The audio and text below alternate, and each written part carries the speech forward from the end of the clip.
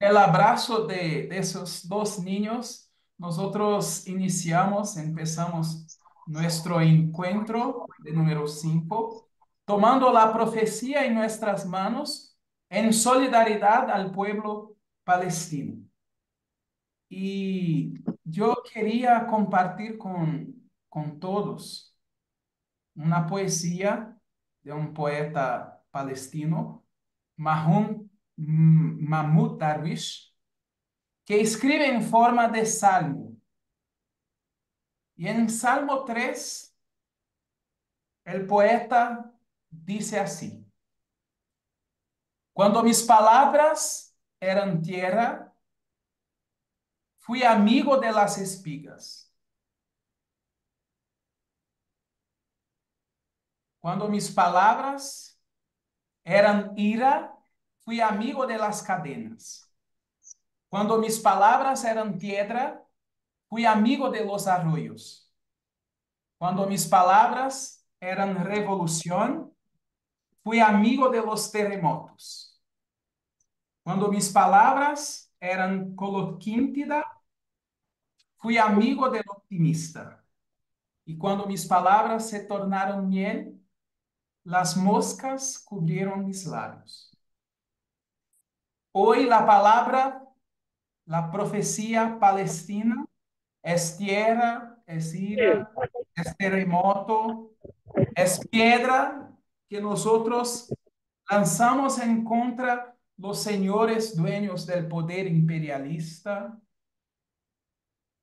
que producen muerte generalizada, que producen genocidio y hacen del Palestina hoy un cementerio al cielo abierto.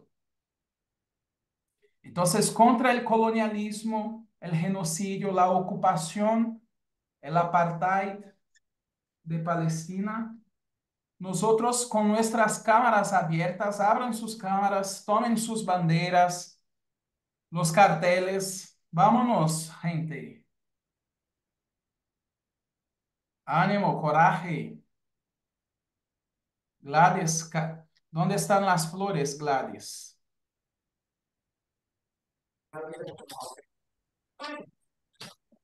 Ana Belén, por otro mundo más humano, sostenible.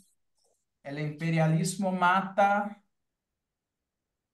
Las flores de Gladys, el cartel de Sonia, mi pañuelo, que es el kufia árabe, la imagen de Jorge. Nosotros, No, nosotros vamos a cantar este canto de resistencia palestina con nuestra fuerza y poesía. Viva Palestina, Palestina libre. Viva Palestina, Palestina libre, libre, libre, libre Palestina, libre, libre, libre Palestina, libre Palestina, oh Palestina libre, libre Palestina, oh Palestina libre. Nobles como el trigo, Nobles como el trigo, fuertes como olivos, fuertes como olivos, es nuestro arraigo es nuestro arraigo y nuestro cultivo. y nuestro cultivo. Que el mundo entero conozca nuestra historia. Que el mundo entero libre Palestina, libre, libre, libre Palestina, libre Palestina, oh Palestina libre, libre Palestina, oh Palestina libre. Tan fuertes como el metal, Tan fuertes como el metal, son nuestras almas. son nuestras almas, Luchamos hasta el final luchamos hasta el final por nuestros niños. por nuestros niños. Que el mundo entero conozca nuestra herida. Que el mundo entero conozca nuestra herida. Libre, libre, libre Palestina, libre, libre, libre Palestina, Palestina, oh Palestina libre, libre Palestina, Palestina Por libre. nuestra historia, por nuestra Nuestra historia, por historia, el futuro, por el por el futuro, la futuro, tierra se liberará la tierra se liberará, sin muros dolorosos sin muros dolorosos, y el doloroso, mundo entero será nuestro testigo. y el mundo el mundo entero entero será nuestro. Libre Palestina, libre, libre, libre Palestina, Palestina, Palestina, Libre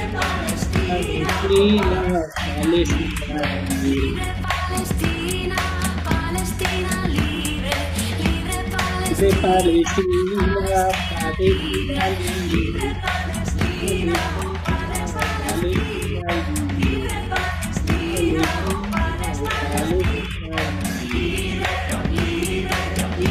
Palestina libre, libre Palestina, oh Palestina, Palestina libre, Palestina, oh Palestina, Palestina libre, Palestina libre. Palestina,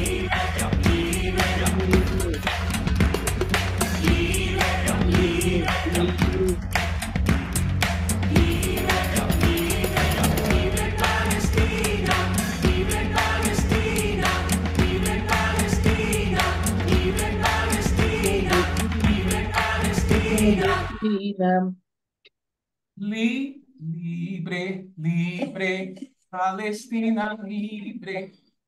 Es nuestro canto, es nuestra voz, es nuestra profecía, es nuestra lucha, es nuestra solidaridad con la historia, las heridas, en contra de los muros, de los dolores, de los palestinos y tantos pueblos sometidos por la fuerza del imperio. Estamos aquí hoy, en esta sesión.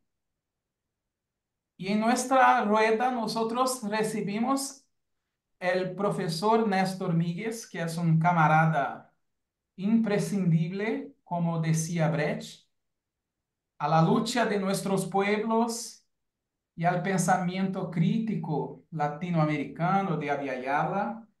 Y la palabra es tuya ahora, Néstor, y después hacemos la palabra circular entre nosotros. Bienvenido y bienvenidos, bienvenidas todos. Bueno, muchas gracias.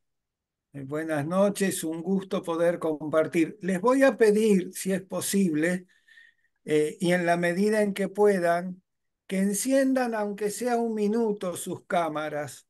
Ya es difícil hablar a distancia, mucho más hablarle a personas que uno no sabe quiénes son, no les ve el rostro. De manera que aunque sea por un segundo, yo sé que después a veces la comunicación requiere tener un poquito más de pantallas apagadas, pero por lo menos para ver los rostros y saber que estoy hablando con gente y no simplemente con una máquina.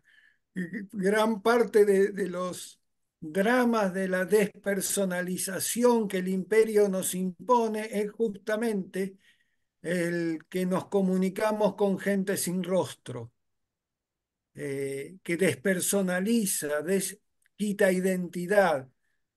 Por eso les pido, aunque sea un minuto, pongan las cámaras, después a medida que avancemos las pueden ir apagando.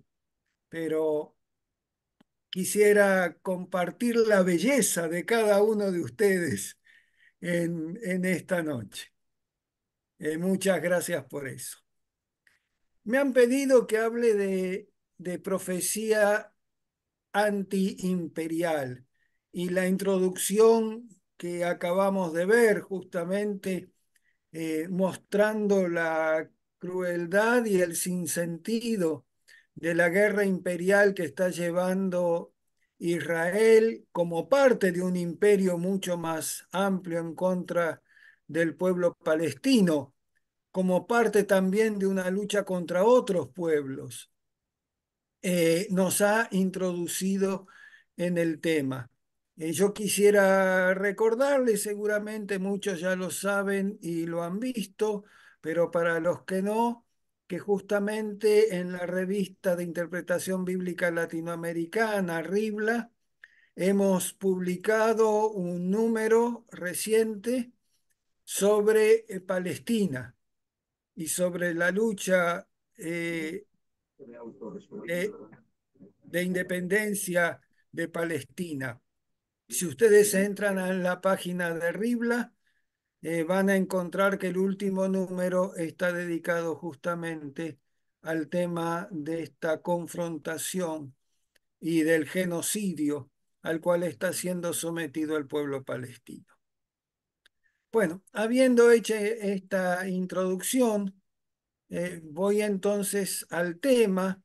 Recién le decía a Denis que si bien yo voy a hacer una exposición, ustedes se sientan con la libertad de llamarme la atención, interrumpirme, preguntarme cuando lo estimen necesario. Hay siempre un comando de levantar la mano o algo por el estilo, y en la medida en que yo lo vea, voy a ir abriendo la posibilidad de que surjan preguntas o aclaraciones necesarias.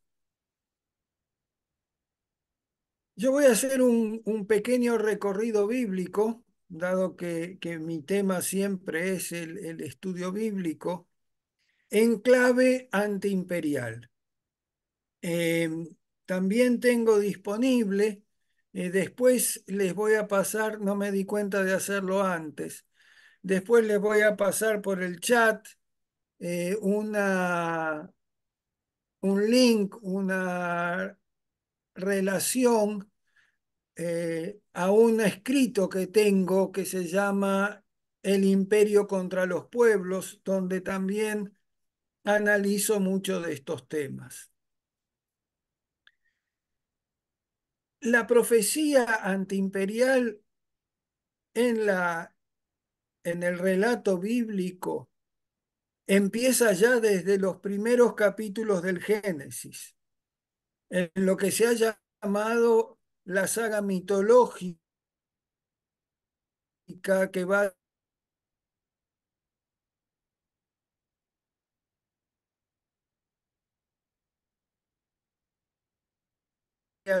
de cómo se forman los pueblos y demás.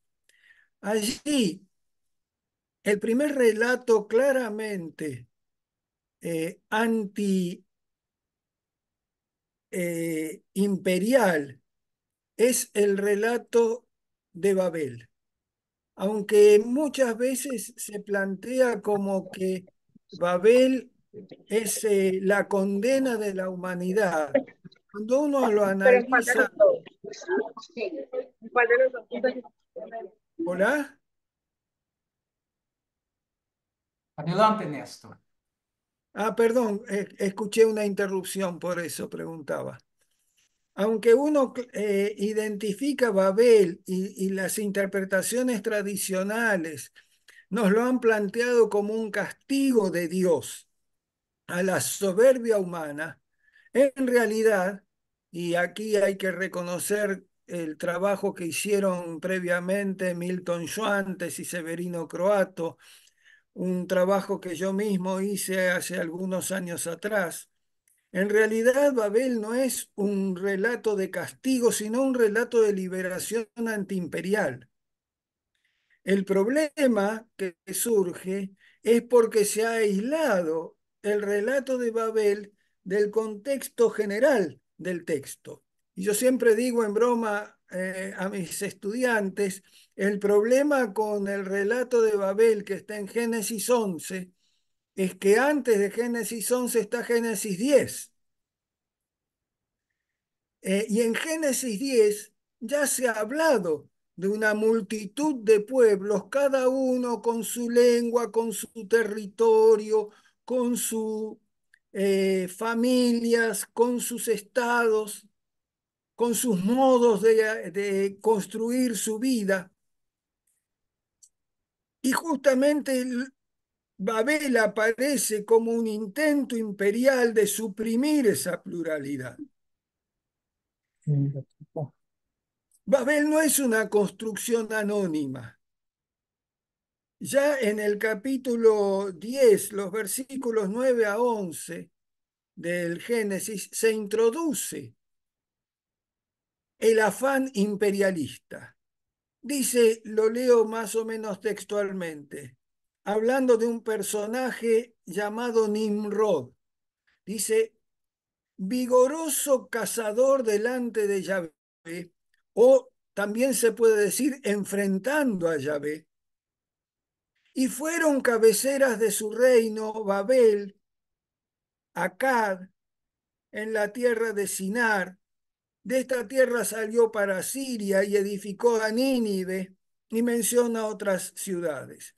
Es decir, este personaje, Nimrod, vigoroso cazador, es decir, un experto en el uso de las armas, es el primero que establece un reino.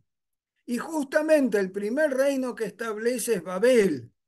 Y después va a hablar de Accad, y va a hablar de Sinar, y va a hablar de Asiria, y va a hablar de Nínive. Es decir, todas aquellas ciudades o estados que ejercieron un poder imperial sobre Israel y pueblos circundantes. Es decir, en Babel lo que hace Dios es evitar que este Nimrod, que este personaje poderoso que enfrenta a Dios y que quiere construir una torre para enfrentar a Dios mismo, pueda cumplir con su finalidad. Y entonces darle la posibilidad a cada pueblo de afirmar su propia identidad, su propia diversidad. Dios impide la extensión del poder de este grupo que está vinculado porque Nimrod es primo de Misraim, que es el otro gran imperio, Egipto. Entonces pareciera que de esta familia, digamos así, surgen los dos grandes poderes imperiales que van a dominar la historia bíblica del pueblo hebreo. El relato del Éxodo, no necesito decirlo, ustedes seguramente ya lo saben muy bien. El relato del Éxodo es también un relato de una profecía antiimperial. Egipto era sin duda el reino más poderoso, expansivo. Pero aquí yo quisiera señalar una contradicción que muchas veces se pasa por alto. Y es el rol que tiene José. José siempre lo vemos como el héroe, que vendido como esclavo, mantiene su integridad y finalmente es liberado y Dios le permite interpretar los sueños de del rey y prever y evitar la hambruna. Pero si uno lee con cuidado el relato de José completo, va a descubrir que cuando José llega a ser el primer ministro del faraón, él implementa la esclavización de todos los otros pueblos. A través de la negociación del trigo, logra que los otros pueblos entreguen su ganado, entreguen sus tierras y finalmente se entreguen a sí mismos como esclavos, movidos por el hambre. De manera que José, por un lado, es un personaje que aparece como un esclavo que logra liberarse, pero por otro lado aparece como un primer ministro que logra esclavizar a todos los otros pueblos. Y una vez que construyó ese imperio, su propio pueblo termina esclavizado. Es muy interesante ver por qué, porque vamos a ver que esa historia se repite en Israel. El Israel que es liberado por Dios de su esclavitud en Egipto, termina esclavizando a otros pueblos. Y eso sigue hasta el día de hoy. Es lo que acabamos de recordar en la introducción que hemos tenido. El éxodo es Dios deshaciendo lo que José había hecho.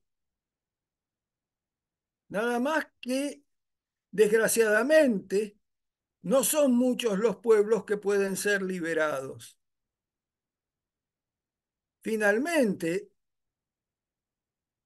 el pueblo hebreo ocupa la tierra de Canaán, extermina, esclaviza a otros pueblos.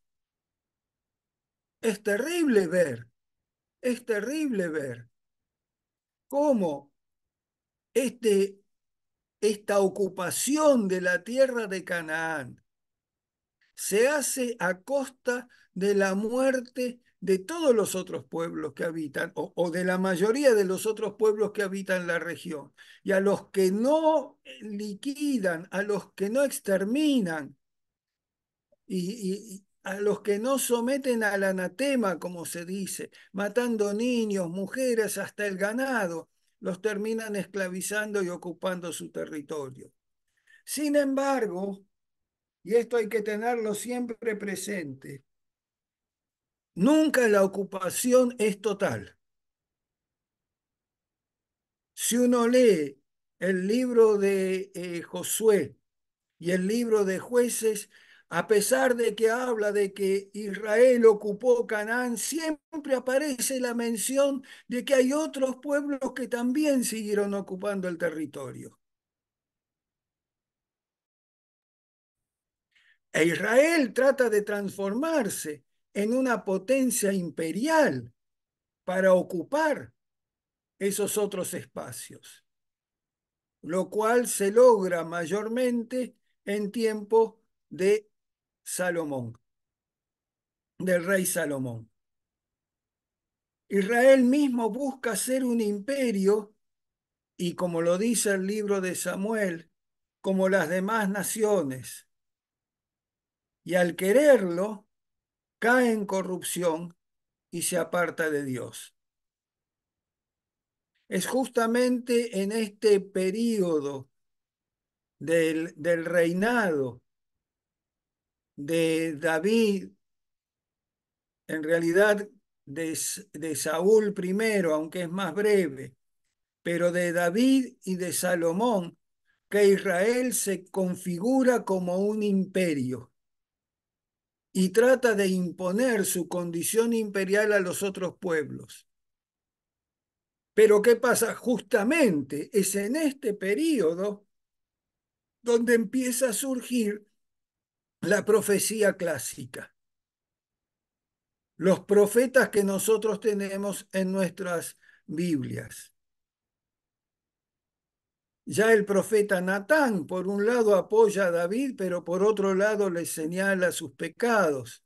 Pero mucho más fuerte van a ser los profetas como Oseas, como Isaías, como Amós, que denuncian la corrupción interna de Israel y denuncian su ambición imperial. Hay un doble imperialismo que surge en el Israel de los reyes. Hay un imperialismo hacia afuera, en permanente guerra y tratando de someter a los otros pueblos. Y hay un imperialismo hacia adentro, producto de la corrupción y de un avasallamiento de su propio pueblo, de lo que se llama la gente de la tierra. En ese periodo surge el profetismo clásico, que nosotros caracterizamos, y ustedes seguramente lo han escuchado más de una vez, el profetismo de denuncia y anuncio. Pero yo prefiero llamarlo de resistencia y anticipación, porque denuncia y anuncio pareciera quedarse solo en palabras, pero en realidad lo que llaman estos profetas es a ejercer una resistencia a ese poder imperial interno y externo que se ha desarrollado dentro de Israel. Ese profetismo, especialmente en el tiempo anterior al exilio, denuncia el imperialismo en su doble faz para poder hacer una construcción y un estado imperial. ¿Qué es lo que hace? Explota a sus propias gentes. Y esto sigue ocurriendo hasta los imperios de hoy.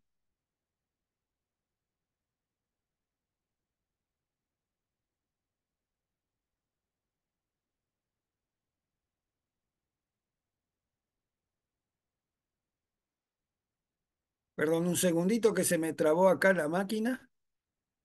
No estoy pudiendo seguir. Ahora sí.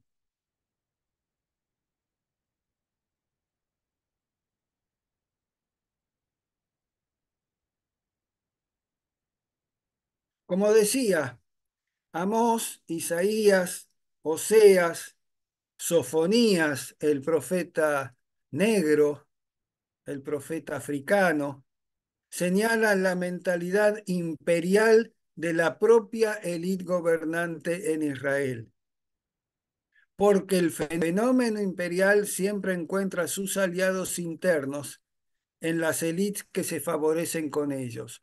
Siempre que miramos el imperio, busquemos quiénes son los aliados internos. Ningún imperio se construye ni se instala totalmente si no logra aliados internos, gente especialmente de las élites de los pueblos sometidos que apoyan y se apoyan en el poder imperial para explotar a su propio pueblo. Esto en la historia de Israel se ve principalmente con las figuras de Esdras y Nehemías. Esdras y Nehemías, que son alabados como los fieles a Dios, cuando uno examina con cuidado cuál ha sido su política, se da cuenta que en realidad son aliados del imperio y explotadores de su propio pueblo. Tanto es así que el capítulo 5 del libro de Nehemías señala una sublevación, especialmente por parte de las mujeres, frente a la pobreza que habían desencadenado los retornantes, apoderándose de las tierras para servir al emperador, al rey de Babilonia y de Persia. Obtienen decretos favorables, por eso hablo de que todo imperio necesita élites internas aliadas. Nehemías es el que rechaza el matrimonio de israelitas de la tierra con mujeres y llega a expulsar a las mujeres y a los niños de su propio pueblo. Haciendo una comparación, uno diría, recordando la historia de cuando Miriam y Aarón acusan a Moisés de haber tomado una mujer extranjera y que Dios termina respaldando a Moisés. ¿Cómo? Si hubiera sido Nehemías, Nehemías hubiera torturado a Moisés para que dejara a su mujer. Porque Nehemías llega y lo dice el propio libro como si fuera un elemento positivo, descrito por el propio Nehemías, que él le arrancaba los pelos y torturaba a la gente de su propio pueblo para que expulsara a sus mujeres y a sus hijos porque no eran de pura sangre israelita. Así son las políticas imperiales y así son las políticas de las élites que se alían con el imperialismo. Y ahí va a aparecer la profecía, también en este caso, especialmente de la última parte del libro de Isaías y también en el libro de Daniel, donde reconoce la infidelidad a Dios por haber explotado su pueblo.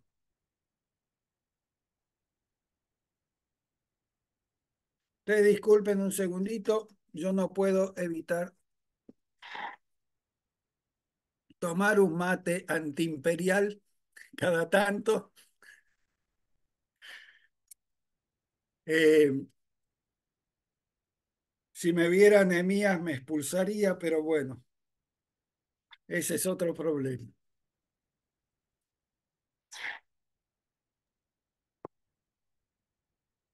Este sentido de un Israel de la pureza que a partir de justamente del gobierno de Nehemías en alianza con los persas, eh, va a dar origen a las corrientes fariseas que vamos a encontrar en tiempo de Jesús. No viene al caso contar toda la historia de cómo por un lado aparece un movimiento antiimperial con los macabeos que termina haciendo una alianza con los griegos. Es decir, pareciera que todos aquellos que en algún momento se plantean como los contrarios al imperio, cuando llegan a tener poder, se transforman en aliados de los imperios para sostener el poder. Y los textos bíblicos no ocultan esa permanente contradicción. La vemos en José, la hemos visto en el Israel que ocupa Canaán, la vemos en los reyes de Israel, lo vemos en Nehemías y Esdras al retorno del exilio, los vamos a ver en la secuela de las revueltas de los macabeos y obviamente en tiempos de Jesús la vemos con los sacerdotes y los fariseos aliados del imperio.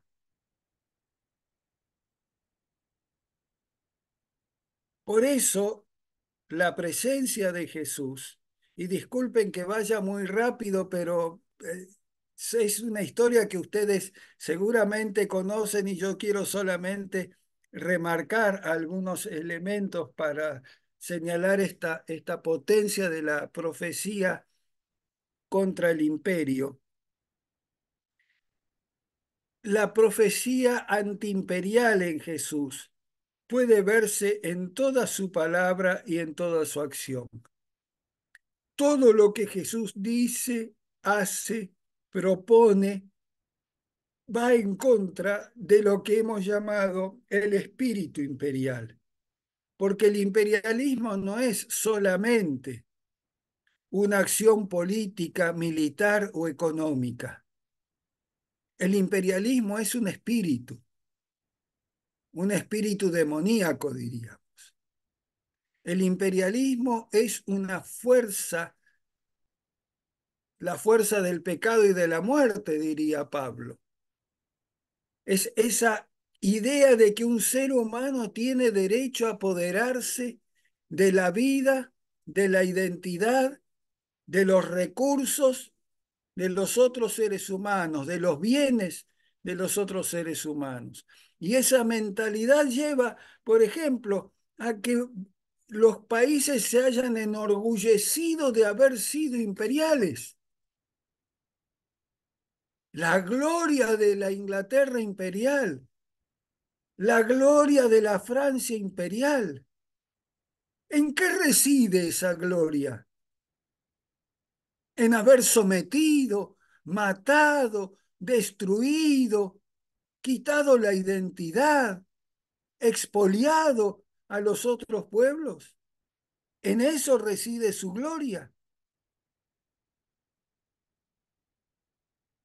Jesús justamente lo que hace no es atacar a este imperio o aquel en particular, aunque sí lo hace, vamos a ver, de algunas maneras, sino atacar el mismo sentido, espíritu imperial. Demostrar que ese afán de poder, de someter a otros, es justamente demoníaco. Y frente a ello aparece el reino de Dios, que es de los pobres, de los humildes, de los pacificadores, de los que tienen hambre y sed de justicia. Es decir, el reino de Dios en las bienaventuranzas aparece como el antiimperio por excelencia. Todo lo que es bienaventurado es lo contrario a lo que el imperio propone. Todo lo que es bendecido por Dios es justamente lo opuesto a lo que el imperio hace. Por eso la palabra de Jesús al comienzo de su ministerio,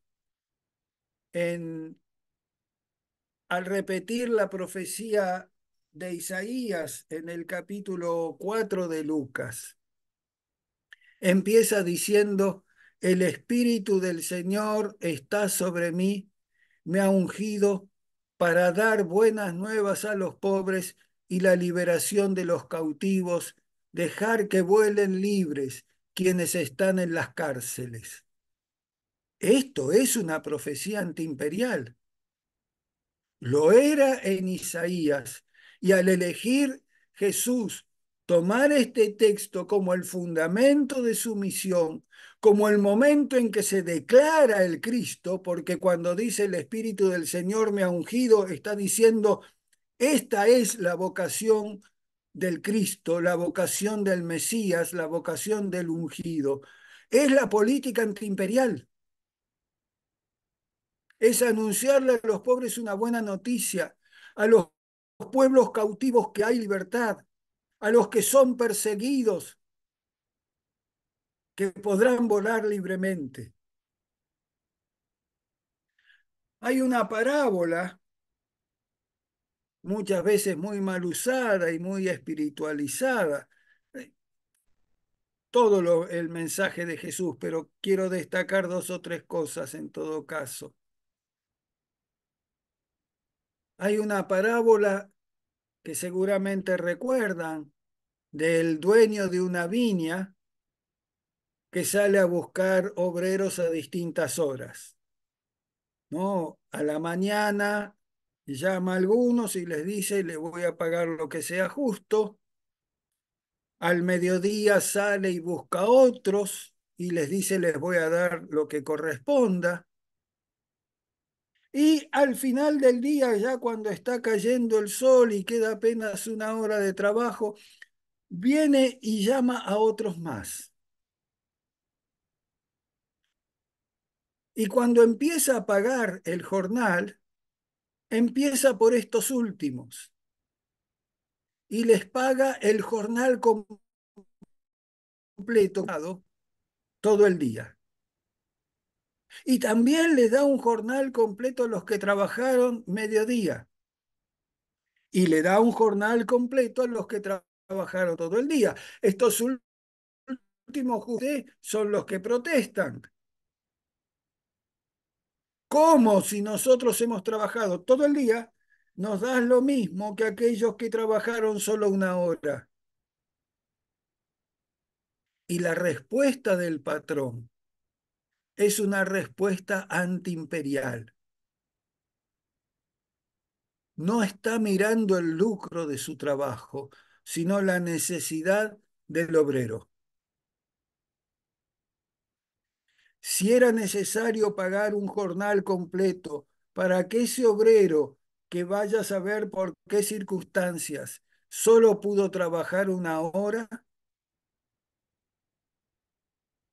si eso es necesario para que ese obrero pueda alimentar a su familia, si eso es necesario para que pueda mantenerse fuerte y vigoroso para seguir trabajando, lo que hay que darle es lo que necesita.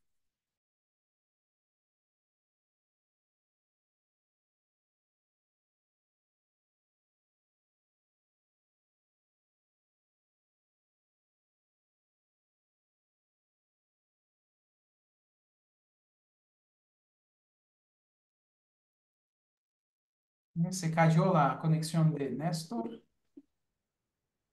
Sí, Hola, Denis, parece que el maestro intenta cayó. tomar contacto con él y mientras tanto, ¿cómo va la sesión? Recuerden que el maestro mencionó que podíamos en cualquier momento tomar iniciativa, palabra. ¿Hay alguna curiosidad, alguna duda, algún comentario? Aprovechemos que este momento, mientras retomamos el contacto con el maestro, ¿quién tiene algo que mencionar sobre toda esta profecía antiimperialista, toda esta epistemología bíblica, hermenéutica de la sospecha? Odorico, Sí, la pregunta que me estoy haciendo es, ¿y ahora qué hacemos con el quinto mandamiento?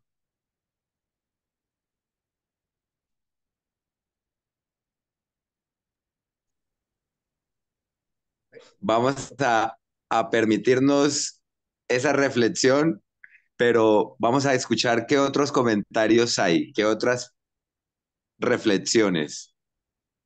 Buenas tardes desde Guatemala, Herbert Álvarez. Yo creo que también tenemos esas profecías hoy antiimperialistas desde las personas que han resistido. En la última semana, o mejor dicho, hemos asistido eh, a la Hola, hola. muerte de otro compañero hondureño que ha sido asesinado, que era parte de nuestra Iglesia Católica, pero también ambientalista.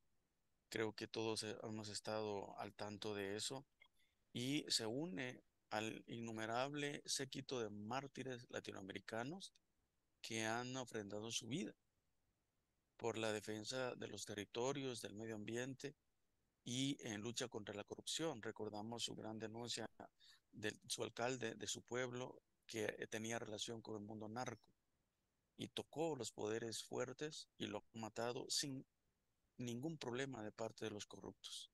Entonces, todos estos mártires son nuestros profetas también hoy, que tenemos que recordar cada día, pero que también nos inyectan de lucha en contra de las realidades sociales que matan la vida.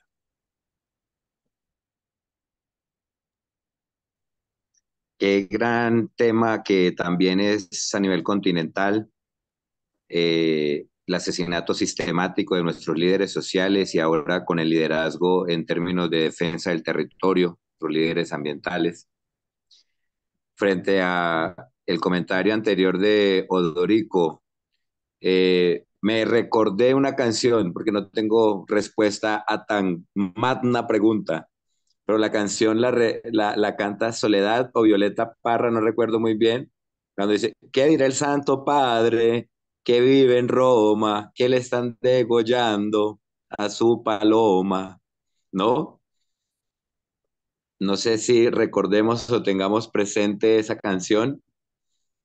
Entonces, Miguel, veo que nos haces así. Adelante.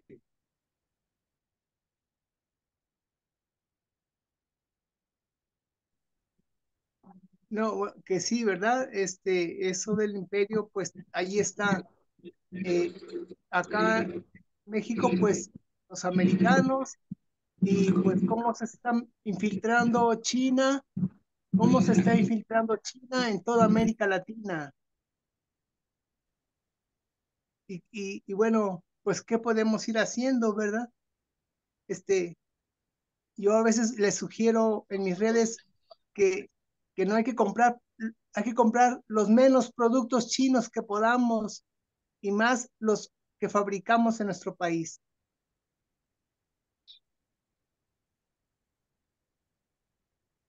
Bueno, yo diría una reflexión en términos de lo que he entendido históricamente desde esta epistemología bíblica, con una hermenéutica de la sospecha, con una lectura crítica como nos hace Néstor Míguez, y es cómo hoy, en la contradicción de nuestras vidas cotidianas, sostenemos también el sistema genocida.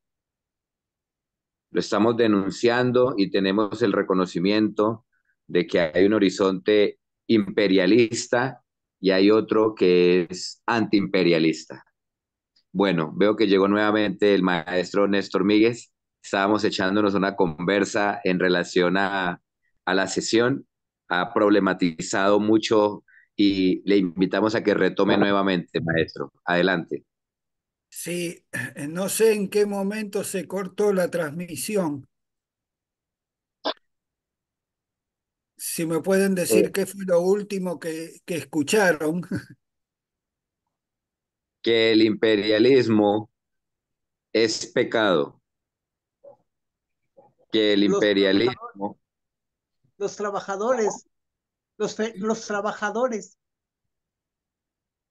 La explicación de la parábola De de la los... parábola de los trabajadores y del diezmo, así es, del pago, del denario. Bueno, gracias, Miguel.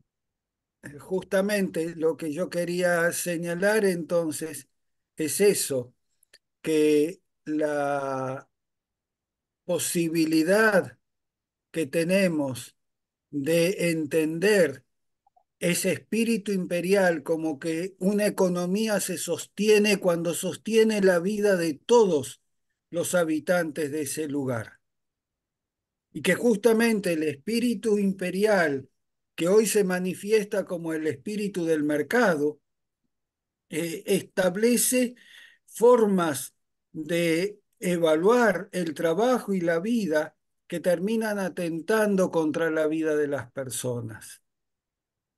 Nosotros queremos justamente plantear que el espíritu, que la profecía antiimperial es la profecía que reconoce la plenitud de la vida de todos los habitantes de un pueblo.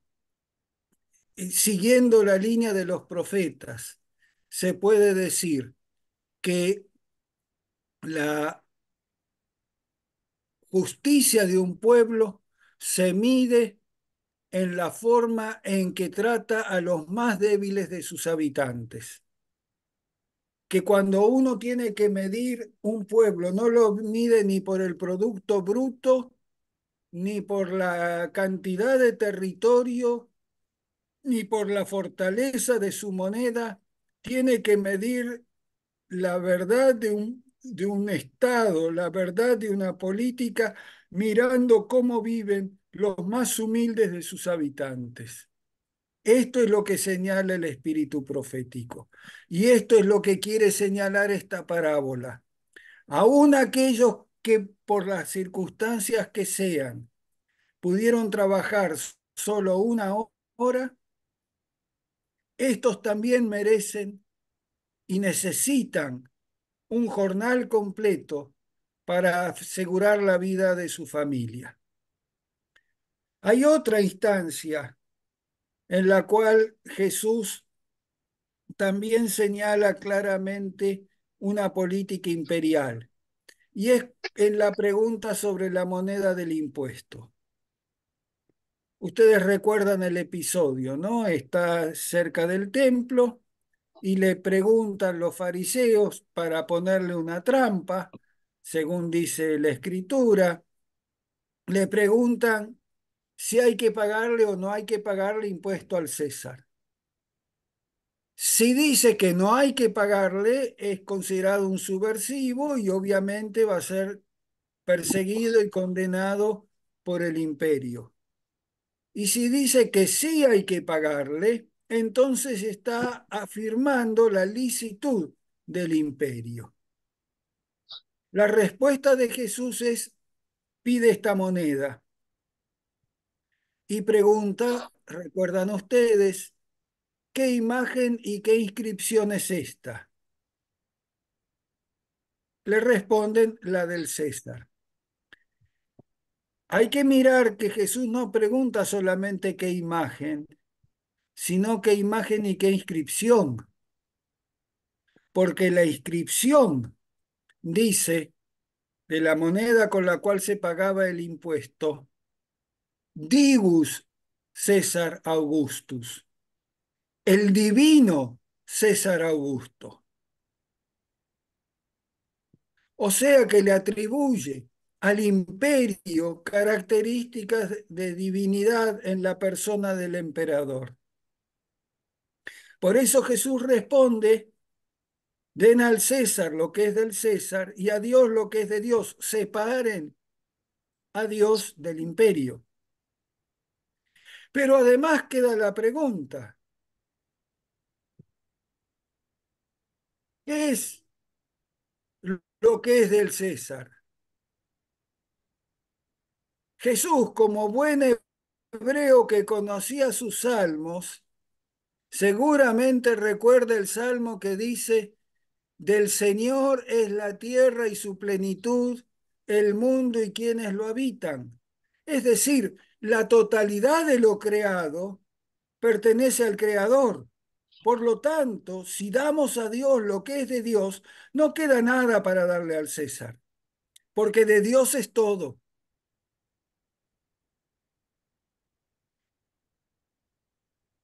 Esta expresión es justamente, muy claramente, la expresión antiimperial. El imperio no tiene derecho a nada, porque el imperio no es Dios y solo Dios es Señor de lo creado.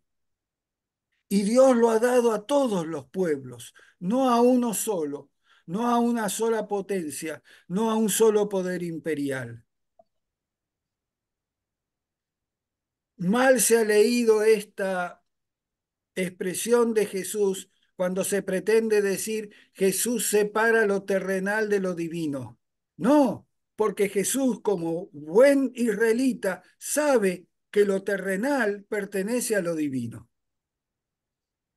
que no hay tal separación, porque Dios es el creador.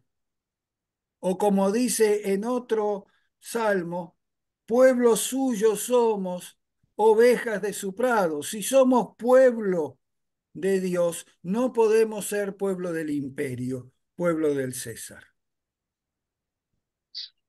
Y finalmente, para ir terminando ya esta exposición que se ha prolongado con los cortes, habría que ir a Pablo. Pablo ha sido quizá el acusado de haber vendido al imperio la fe cristiana. Y yo me permito plantear exactamente lo opuesto. Eh, Tengo escrito un libro que se llama Pablo confronta el imperio, en donde fundamento extensamente esto. Pero para decirlo muy brevemente, nuevamente como Jesús, Pablo ataca el fundamento del imperio. No, no trabaja contra el imperio romano específicamente, aunque hay expresiones que sí lo hacen, muy indirectamente, pero trabaja contra la idea de que hay un poder imperial. Quizá el texto más antiimperial de Pablo está en la carta que dirige corazón del imperio, a Roma. Hay 3 o 4 expresiones a lo largo de la carta a los romanos, también en la carta a los Gálatas, ya en la primera carta a los tesalonicenses, en donde claramente muestra su distancia con el poder imperial. En Romanos capítulo 12, versículo 2 creo que es, dice, y no se adapten a los esquemas de este mundo. Cuando dice los esquemas de este mundo no se refiere a cosas abstractas. Pablo está viviendo en el Imperio Romano y sabe que los esquemas de este mundo son los que impone la hegemonía del Imperio Romano. No se adapten, sino que transformen su mente para llegar a comprender cuál es la voluntad de Dios.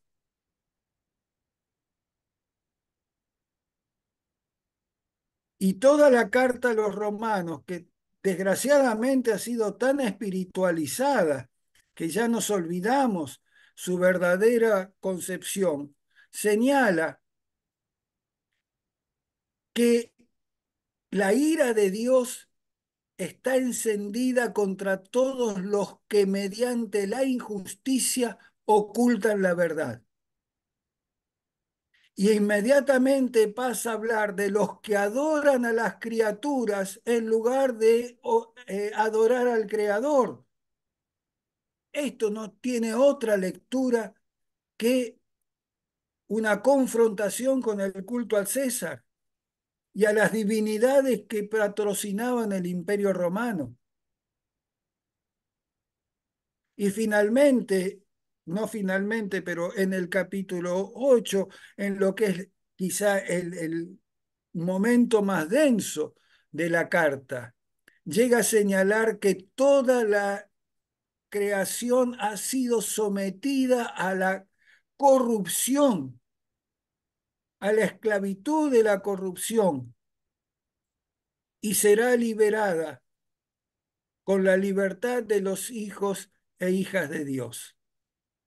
Y que también nosotros, que tenemos las primicias del Espíritu, también nosotros gemimos dentro de nosotros mismos esperando la redención de nuestros cuerpos. Y yo creo que este pasaje es clave, porque justamente lo que señala es que lo que esperamos es la redención de nuestros cuerpos y no solo de nuestras almas. Hay que leer con cuidado este pasaje, porque justamente lo que señala es cómo toda la creación está siendo esclavizada. Recordemos que el Imperio Romano es un imperio esclavista. Está siendo esclavizada por la corrupción y nosotros gemimos esperando la redención de nuestros cuerpos. Por eso digo que toda la carta ha sido mal leída espiritualmente, espiritualizándola, porque lo que Pablo espera es la redención de nuestros cuerpos. Y dice que nuestros cuerpos, en el capítulo 6, liberados de la esclavitud, tienen que transformarse en instrumentos de la justicia. Y finalmente, para dar un salto, porque podría abundar con muchas cosas más, quizá el texto más fuertemente profético antiimperial es el texto del Apocalipsis. En el texto del Apocalipsis claramente se señala que los imperios son usurpadores, son las bestias, son los monstruos que quitan la vida humana. Capítulo 17 y 18 sobre el final del Apocalipsis señala la corrupción. Nuevamente volvemos sobre la corrupción del imperio y la caída de Babilonia. Babilonia representa todos los imperios y además representa explícitamente a Roma porque dice la ciudad que está asentada sobre las 7 colinas, ¿no? Y todos sabemos que esto sigue siendo Roma. Y cuando se habla de la caída, se señala que es por su corrupción, por sus mercaderes, por sus reyes que oprimen la vida, que quitan la vida, que engañan a los pueblos. Y frente a eso aparece, frente a ese llamado a la resistencia, aparece la anticipación de una Jerusalén renovada en donde la vida es posible y donde Dios mismo está en medio de su pueblo como su Dios. Si uno hace todo el recorrido bíblico como hemos hecho muy a vuelo de pájaro entre el Génesis y el Apocalipsis, uno va a ver que permanentemente aparece la contradicción imperio-pueblo. La contradicción imperio-pueblo es la contradicción dominante en todo el discurso bíblico. No es la contradicción carne-espíritu. No es la contradicción Dios-idolatría. Todas esas contradicciones aparecen vinculadas con esta contradicción fundamental, que es la contradicción entre el poder imperial y la realidad y vida de los pueblos. Y esta dimensión de reconocer la presencia de Dios en medio de su pueblo es justamente como termina el Apocalipsis. Y dice, y ya no habrá más llanto, ni dolor, ni clamor, ni muerte, porque ellos serán su pueblo, y Dios mismo estará con ellos como su Dios. Y en la Jerusalén celestial no hay castillo, ni hay templo, y los reyes que llegan a ella ponen sus coronas a los pies del Señor. En esta imagen es que culmina la profecía antiimperial de nuestro texto bíblico. Llego hasta acá y quedamos entonces para una conversa en los minutos que quedan, si internet no me vuelve a fallar.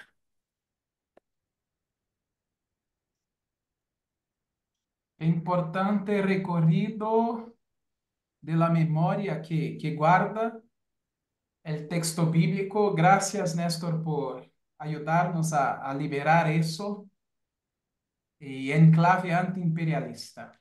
Compañeras, compañeros, seguimos compartiendo nuestras dudas, comentarios, impresiones, inquietudes, inspiraciones. El espacio está abierto. Sônia, adelante, compañera. Boa noite, buenas noches.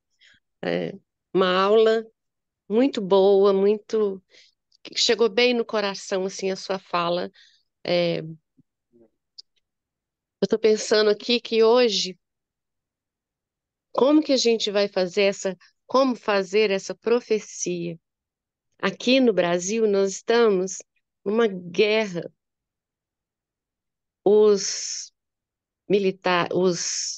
A polícia militares, que é estadual, junto com proprietários de terras, latifundiários, eles estão atacando os indígenas. Mataram hoje de manhã um Guarani Kaiowá, no Mato Grosso. Eles estão atirando, invadindo as terras que já foram demarcadas. Está tendo incêndio criminoso no país inteiro. Está muito difícil da gente entender o que está acontecendo. E tem a profecia, né? Mas como que a gente vai ser profeta nesse contexto tão difícil assim? Isso. Gracias, Sonia. Graças a vocês. Es un poco de nuestra angustia, ¿no? Porque el imperio parece fuerte y, y grande, imposible de enfrentar. Jorge, adelante, compañero. Muchas gracias y gracias, Néstor, por darnos estos signos que son muy interesantes para poderle hacer lectura de la historia. Y tengo, no sé si es contradicción o duda o qué reflexionar más, porque digamos, algo que tú decías y se ve es que, digamos, los pueblos cuando votan un imperio o una dictadura, ¿verdad? Cuando vuelven a construirse, construyen sobre ese imaginario social de someter, de expropiar y de matar. O sea, no se acuerdan. Lo veo ahorita con el pueblo judío, después de haber pasado y vivido el genocidio de los nazis, ellos mismos están cometiendo el genocidio hacia el pueblo palestino. También lo veo mucho en la historia de Guatemala, con los pueblos originarios que durante 500 años han sido marginados, se les ha violentado sus derechos, han sido asesinados, masacrados y en Guatemala ha existido genocidio, ¿verdad? Pero la pregunta es, o sea, me pregunto, ¿por qué no logramos romper esos esquemas de poder para al momento de construir algo que sea el contrapoder o el antiimperio, tenga otros mensajes o otras señales de vida? Y se me viene mucho lo que durante un tiempo yo viví en Nicaragua y estuve participando con lo que se llamaba la Iglesia Popular y se decía, nosotros somos sandinistas, pero somos críticos. Y entonces se mantenía como la situación que cualquier cosa que cometía el sandinismo de una violación de derechos humanos se hacía un tipo de denuncia. Pero como después que se empieza a diluir eso y los de las iglesias o los cristianos o los creyentes nos vamos adaptando y nos vamos convirtiendo parte del sistema del imperio para seguir cometiendo asesinatos. Entonces, me mueve muchas cosas.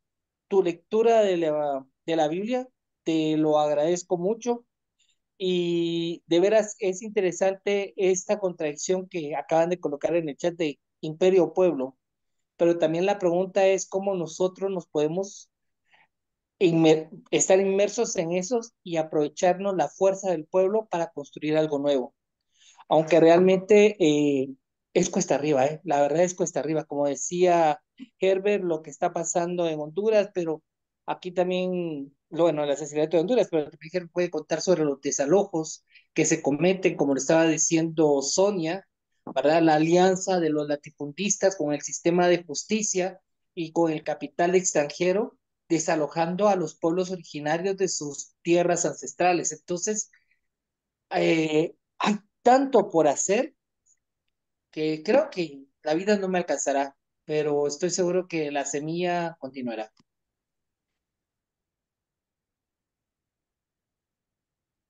Gracias, Jorge. ¿Alguien más? Miguel. Bueno, sí, rápido. Miren, pues yo también agradecerle eh, a Néstor. Yo solo comentaría que hoy yo lo que veo es que ahora no tienen en América Latina el imperio que tirar tanto balazo, sino que el gran problema son las deudas internas que debe cada pueblo, ¿verdad? Aquí en México nosotros debemos cerca de 2 billones de pesos y pagamos intereses y la deuda se va a terminar de pagar en 70 años. Bueno, esa deuda, y así en América Latina, ahora, como te decía hace rato, China está prestando dinero a América Latina. Otro gran problema es de este imperio, la falta de tecnología, como nuestros gobiernos en México le dieron le dieron a la iniciativa privada cerca de 1,000 empresas, desde Salinas de Gortari para acá, 1,000 empresas. Ahora estamos teniendo un gobierno más o menos democrático, más o menos, que ha defendido el petróleo y ha defendido la Comisión Federal de Electricidad. Todavía nos falta. El petróleo sigue endeudado, pero ahí va. Y de la Comisión Federal, ya casi llegamos al 55% de que sea pública. Y la otra gran cosa, pues es eso, ¿verdad? Que nos ha costado, la sangre que nos costó llevar a López Obrador al poder y ahora a Sheinbaum. Entonces, yo diría que los pueblos, el gran problema de aquí, de México, siguen siendo las minas. Las minas sí no se ha podido, acaban de matar a dos allá para la Sierra de Malantlán. Ahí es una mina del Grupo México muy poderosa y el gobierno no quiso ni tentarla. Entonces, yo creo que hay que aprovechar en lo que se pueda, al gobierno, lo que dice que está de parte del pueblo, para que los indígenas y los campesinos puedan de alguna manera defender sus tierras y sus minas. Gracias. Gracias, Miguel. Jorge quiere decir algo más y después Odorico.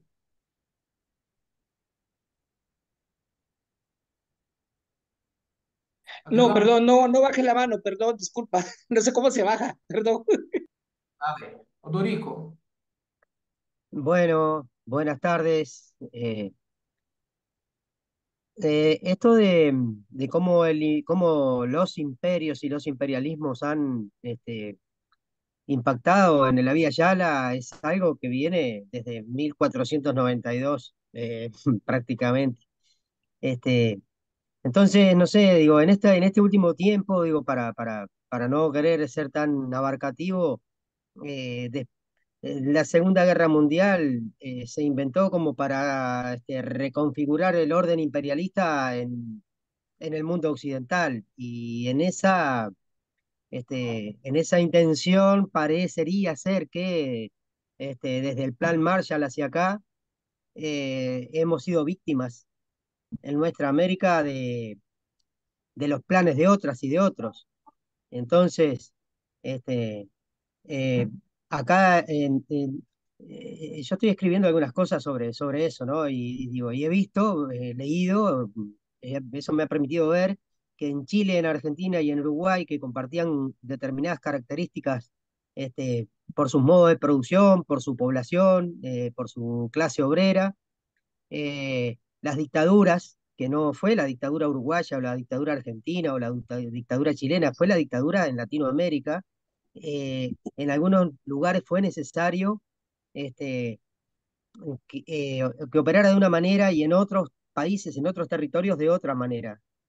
Específicamente en Argentina, Chile y Uruguay, con las clases obreras fuertes, aguerridas que teníamos, con un Estado, con una economía liberal, pero donde había un Estado fuerte, un Estado de protección, para entrar con el neoliberalismo había que matar, desaparecer, asesinar a todas y todos los líderes comunitarios, obreros, y así fue que hay 30.000 desaparecidos en Argentina, otros tantos en Chile, este, y acá en Uruguay estamos encontrando aún restos de compañeras, compañeros, vecinas, vecinos, maestros, todo aquel que se preocupaba por el otro corría el riesgo de terminar desaparecido en una fosa, ¿no? Bueno, y entonces todo eso no fue la locura de algunos milicos que quisieron tomar el poder, todo eso tenía que ver con una reconfiguración del orden mundial, es decir, de la economía, ¿no? De la economía en favor del imperio. Este, y en ese sentido, yo creo que hoy estamos perdiendo la batalla, aunque hayan gobiernos que se dicen de izquierda en nuestros países, porque eh, vemos cómo hemos de alguna manera perdido eso, porque como dice un argentino, Daniel Feuerstein, la realización simbólica de los efectos del genocidio, ¿no? De la política social genocida que llevaron adelante las dictaduras. Hoy se ve, esa realización simbólica hoy se ve en el mercado consumista, en que necesitamos tener determinadas marcas, determinadas cosas, y de cómo, bueno, se hace cualquier cosa para conseguir eso.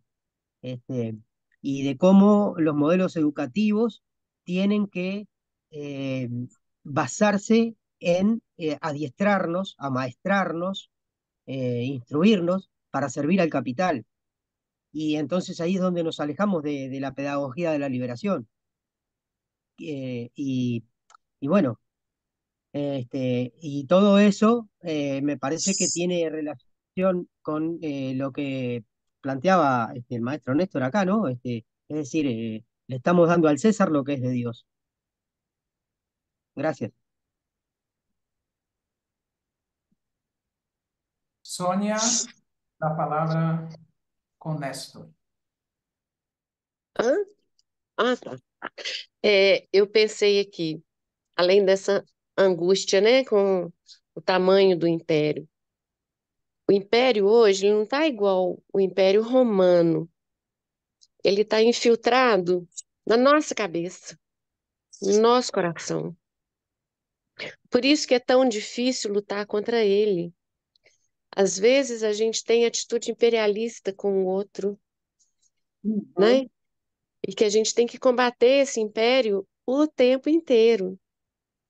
Mas a gente não pode desanimar, não deve desanimar, ou não desanimemos, né? Sim. Porque nós temos profecias fortes hoje, aqui e agora, mesmo nessa tristeza toda. Tem uma flotilha, não sei como chama, que é um pessoal que sai pelo mundo, trabalha, mobilizando pessoas e apoio para Gaza. Gaza não está sozinha. No mundo inteiro, todo dia, cada lugar faz uma manifestação, aí, nos lugares que você menos imagina, lá no centro do poder, que é Nova York, que é Washington, que é em Colômbia, né? E em Londres, na Europa, em vários lugares. Tem um povo se organizando para apoiar Gaza. É esperança, é profecia. A economia de Francisco, não sei se vocês conhecem, mas aqui no Brasil a gente tem até uma articulação nacional da economia de Francisco, mobilizando as pessoas para fazer uma outra economia, um jeito diferente de ter as coisas, né? De cooperativa, de comércio justo, e o movimento Laudato Si, gente, que é profecia pura também, né? Não é profecia só de falar que tem um outro jeito de viver, mas para denunciar todas essas coisas que a gente está vendo de errada, de coisa. Então, assim, tem profecias fortes acontecendo e a gente tem que se juntar, porque sozinho a gente não vai fazer nada, não vai conseguir mudar o mundo, não vai conseguir mudar nem a gente. É só no coletivo mesmo. É todo mundo junto, né? E que bom que a gente está aqui nesse curso, que eu já tenho tantos amigos internacionais, estou muito feliz. Gosto demais de ver vocês colocando lá no grupo tanta contribuição interessante, coisas assim que eu nunca tinha ouvido falar e eu estou encantada realmente. E muito agradecida, sabe, por poder participar aqui com vocês. Muito obrigada.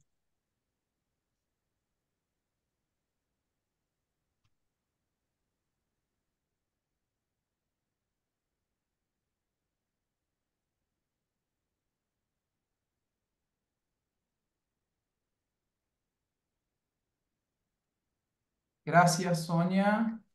Felipe. Buenas noches. Es que tengo dos pensamientos con los que quisiera preguntar algo. El primero es la contradicción pueblo, imperialismo, cuerpo, alma, y en ese entendimiento un ejemplo que se percibió en algún momento escuchando hablar a un teólogo, José María Vigil, sobre la transustancialidad. Y él decía que cuando íbamos a recibir la comunión, estábamos en la homilía y llegábamos a recibir el cuerpo de Cristo, pues no teníamos que irnos con el pensamiento de que hicimos lo bueno al estar en la misa recibiendo el cuerpo de Cristo, sino que tendríamos que pensar que tenemos que salir de la misa a hacer ese ejemplo que acabamos de hacer, que es compartir el alimento. Lo que nos enseñaron fue a compartir el alimento, más no a creer en la idea de que estamos consumiendo el cuerpo de Cristo y volviéndonos divinos, yendo cada 8 días de manera constante. Y lo otro que tengo así de pensamiento es lo que estaba escribiendo en el grupo, que ya lo veo, y es escuchando a Odorico en esa trayectoria histórica del imperialismo, de los procesos de opresión. Entonces, hoy en día, hoy, yo no concibiría o no me veo en un pueblo como es el de las primeras comunidades que se enfrentaron al imperio, a la deuda de la esclavitud. Hoy no me veo en un Estado República-Nación. O se puede ver uno en la República de Estado-Nación como pueblo de Dios, como pueblo antiimperialista, o ya estar en el Estado República-Nación es ser parte de ese instrumento colonial, porque nosotros llevamos apenas 200 años jugando a la democracia. Cuando se menciona que los griegos que crean ese concepto incluso, pues, son esclavistas. Dejo por ahí mi intervención. Néstor. Bueno, les agradezco muchísimo todas las observaciones, aportes, cada una de las intervenciones que ustedes hicieron me hacía pensar en otras dimensiones, en otras posibilidades de seguir explorando la palabra y la fe en busca de respuestas. Recuerdo yo siempre una expresión de la carta de Pablo a los romanos cuando dice que la fe vive en la prueba produce perseverancia, la perseverancia esperanza. Eh, no tenemos las soluciones. Vivimos, por eso yo uso la palabra, la expresión resistencia y anticipación.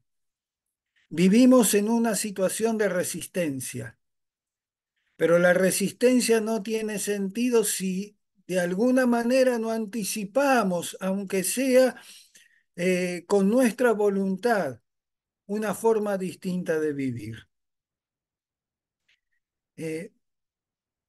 Voy a comentar 2 o 3 cosas muy breves, porque podría hablar de algunos de los temas que ustedes han señalado. Es introducción a conversaciones muy largas que podemos tener. Voy a contar una anécdota que viví en relación a los pueblos indígenas, que ha sido uno de los temas que varios de ustedes han señalado. Yo trabajé varios años acompañando a un pueblo originario del norte de Argentina, el pueblo Com, también conocido como Tobas, pero el verdadero nombre es Com.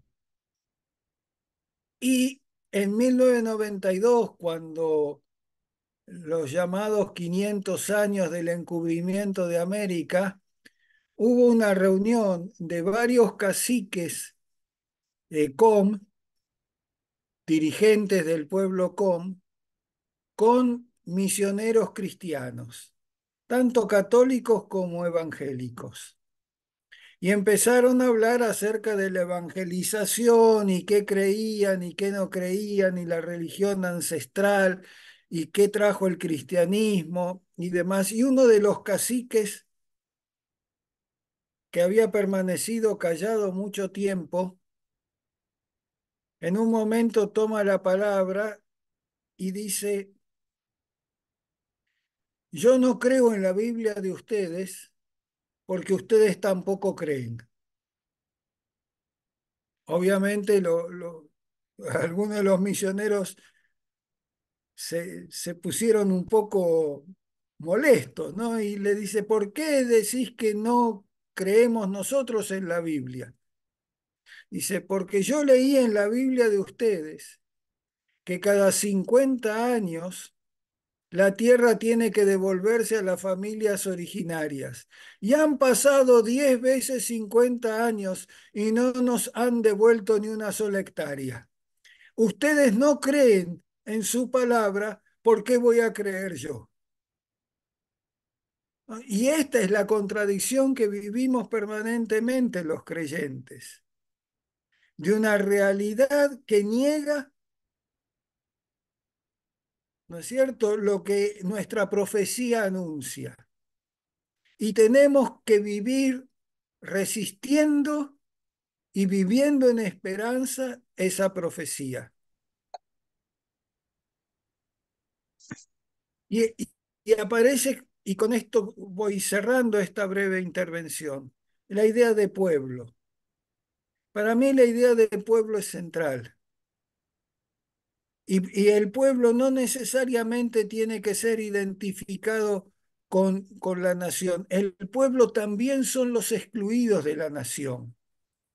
A veces se ha identificado el pueblo con los ciudadanos, con los que tienen derechos. Pero cuando Jesús habla de pueblo, no utiliza, perdonen que voy a entrar en una digresión un poco técnica. En el griego hay dos palabras para pueblo. Una es la palabra demos, que todos nosotros conocemos, ¿no? En democracia y demás, el demos. La otra palabra es laos. Laos es el pueblo sin derechos. Los esclavos, los niños, las mujeres en tiempos de Jesús. Ese era el laos. Jesús nunca le habla al demos, a los ciudadanos que participaban de la asamblea. Siempre le habla al laos, a los que no tenían derechos, a los excluidos. Y Jesús mismo termina como un excluido, crucificado. Nuestro compromiso no son con los pueblos en tanto entidades políticas, sino como el pueblo en tanto aquellos crucificados de la historia. De esto se trata la profecía antiimperial, de acompañar sabiendo que cada vez que logremos algo va a aparecer algo en contra, sabiendo que la lucha no termina con una victoria, termina con otro esfuerzo adicional que va a haber que hacer. ¿Eh? Y esto es lo que justamente yo quería mostrar a través de la historia bíblica, aunque no sea muy optimista, que siempre vuelve a aparecer en el interior de cualquier fuerza política la tentación, incluso una fuerza que en su momento puede haber sido pensada como liberadora, la tentación de transformarse en una fuerza imperial. Y lo hemos visto incluso con aquellas revoluciones que más esperanza nos abrieron y que más esperanzas establecieron en la humanidad, cómo con el paso del tiempo se volvieron ellas mismas potencias imperiales, opresoras, y que nuevamente hay que empezar el ciclo de la esperanza. La fe cristiana es una fe de permanentes crucifixiones y resurrecciones. La crucifixión y la resurrección del Mesías no es algo que ocurrió de una vez y para siempre, es algo que ocurre permanentemente en la vida del creyente, que se repite una y otra vez, y justamente es creyente porque está dispuesto a repetirla y a confiar en ese espíritu que nos renueva, que nos sostiene, con el cual gemimos esperando la redención de nuestros cuerpos.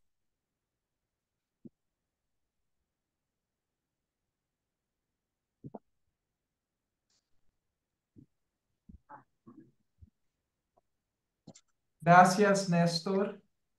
Y antes de despedirnos, yo quiero compartir un poema en forma de agradecimiento a Néstor por su disponibilidad, por su creatividad y voluntad y deseo de trabajar a nosotros. Un poema que yo escribí a lo largo de nuestra conversación, de nuestra charla, y es más o menos así. Y después vamos a oír una canción que Isabela compartió en chat, que es Nací en Palestina. Y la poesía, el poema se inspira en esta canción. Nacimos en Palestina, como estrellas en un cielo denso de historia. Nuestros cuerpos redimidos son testigos de un tiempo sin olvido. Somos hechos de sueños y heridas, cruces y resurrecciones, y insurrecciones. Y nuestro corazón late en ritmo de libertad, libertad insaciable, como ríos que fluyen y como la sangre que corre en nuestras venas. Nacimos en Palestina. Aquí, ahora, la tierra canta resistencia y nuestros pasos, suspiros, son en profecía un acto de amor, esperanza y rebelión.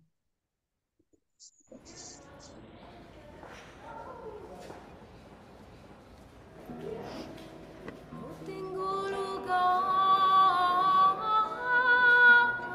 y no tengo paisaje. Yo no tengo patria. Con mi dedo hago el fuego y con mi corazón te canto. Las cuerdas de mi corazón lloran. Nací en Palestina, nací en Palestina. No tengo lugar, no tengo paisaje. Yo no tengo patria. ما عندي مكان، ما عنديش زمان، وما عنديش بلاد. من ايديا نصنع نار ومن قلبي البلاد نشرح لك وطرح سين مولود في فلسطين، مولود في فلسطين.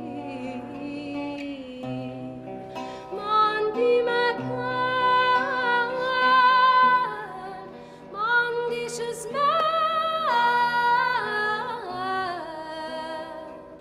وما عنديش بلاد.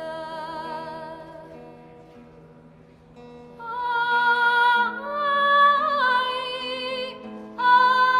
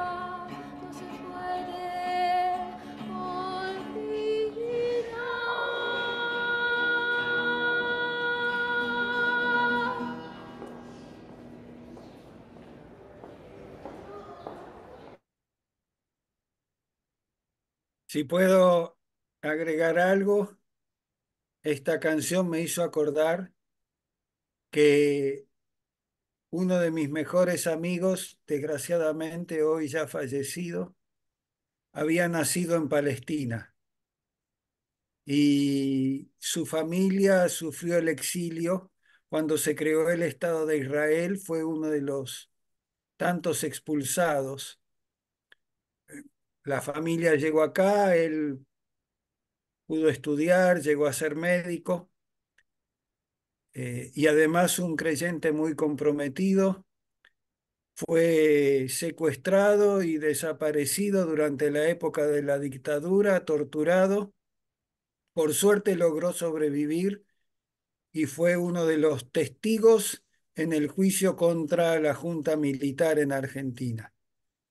Mi homenaje a Mansur Assam, nacido en Palestina.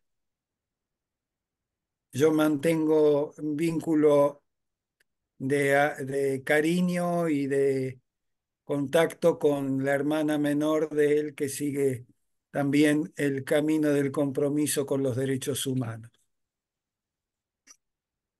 Gracias, Néstor. Con las cámaras abiertas, no más personas sin rostro, por favor. Vamos a abrir nuestras cámaras. Ahí sí. Del Palestina, del río hasta el mar, Palestina vencerá. Vamos juntos. Del río hasta el mar, Palestina Palestina vencerá. vencerá. Desde el río hasta el mar, Palestina vencerá. Desde el río hasta el mar, Palestina vencerá. Desde el río hasta el mar, Palestina vencerá. Desde el altiplano hasta el mar, Bolivia llegará. Desde el río hasta el mar, Palestina vencerá. Del río hasta el mar, Palestina. Del río hasta el mar, Palestina vencerá.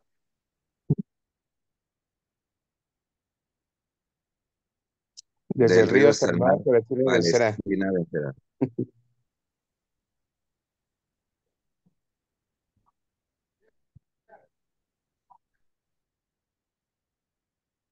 Muchas gracias.